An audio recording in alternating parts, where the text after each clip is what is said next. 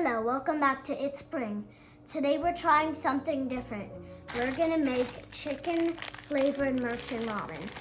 I know that the instructions are on the back, but I just wanted to do this still. So what we're gonna need is a measuring cup, some water, a pot.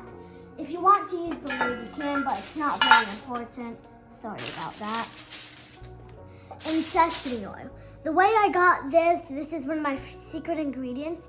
It's because right here it says Trader Joe's organic sesame oil is made from the highest quality sesame seeds. Try a few drops in stir-fry dishes, soups, in ramen noodles, or add a dash to season cabbage salad to create an authentic Asian style salad.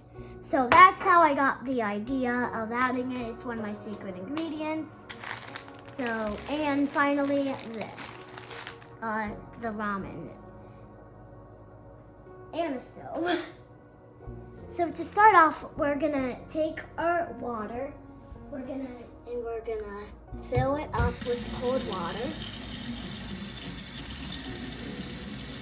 to the 1 cup mark. We're gonna need 2 cups of this actually. We're gonna need 2 cups of water. 2 cups. So 2 cups of water. And we got our water done. Now we're gonna need to boil this. Boil it on the stove. And I will also teach you, so right here, so you press on it, you light it, you go down to make it big enough, but not over the pot. And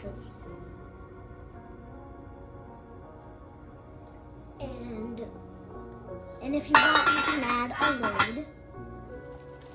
And once the water comes to a boil, you can just set your ramen in, but don't put the chicken flavor in.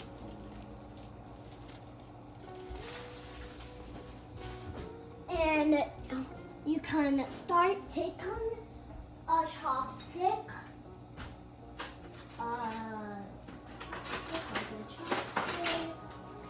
You can get a chopstick, just one would be good. Oh, by the way, do you like this design? And you can put in the center of the brick.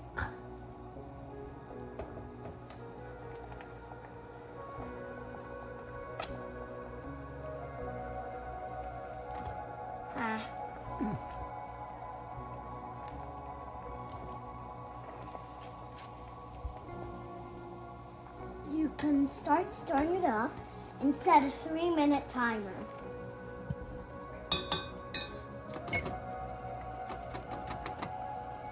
Is that a timer? So you set a timer on the oven, but you can use whatever device you want.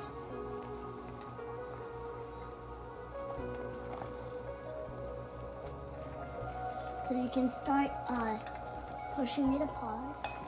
Just continue mixing.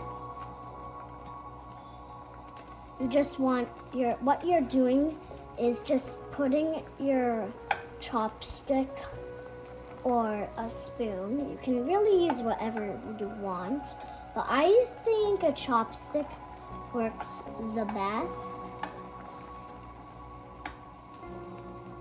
Oh, and another story on the stove. One time, there were noodles that fell on my stove.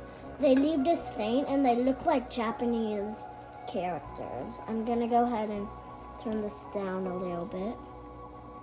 So I turned it down.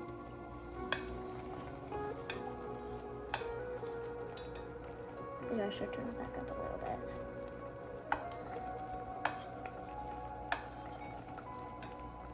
There is 2 minutes left of my timer.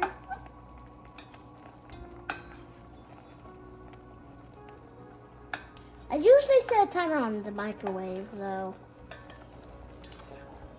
But instead we set it on in the oven because that was like right in front of us. Just like your house probably, our oven is, sorry, that was just a 1 minute sound. of our timer. It starts counting down seconds whenever it makes that sound. It's just saying that there's 1 minute left of the timer. It does that whenever you're cooking too. 36, 35, 34, 33, 32, 31, 30, 29, 28, 27, 26, 25, 24, 23, 22, 21, 20, 19, 18, 17, 16, 15, 14, and whenever there is 10 seconds left, you can go over, get your chicken flavor, pour it in, 3, 2, 1.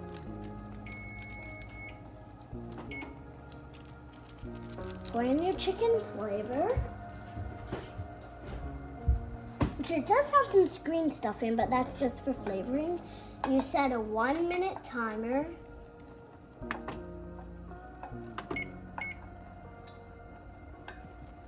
It still makes it, and keep on stirring.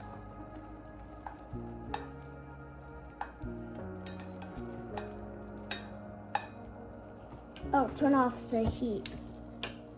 Turn off the heat. And just keep on stirring.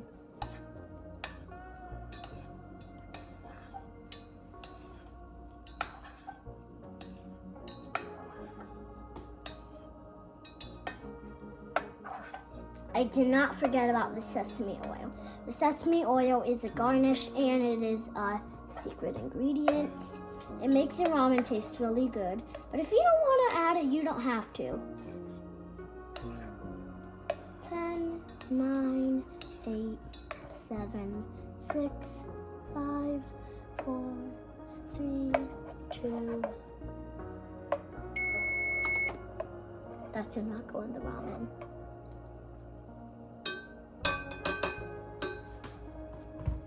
All right, now you add the sesame oil. Just a little drop will do.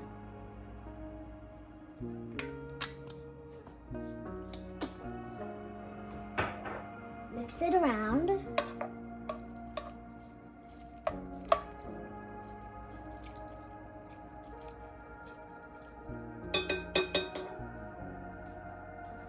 And then you have your ramen. Now you're gonna add it to a bowl.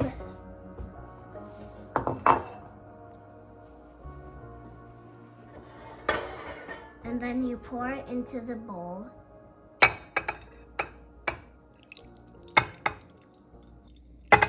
You do want the noodles and the broth. And then you have your ramen, and you're gonna allow your ramen to cool. It's actually a really important step to allow it to cool. And bye-bye. Please subscribe and like to my channel.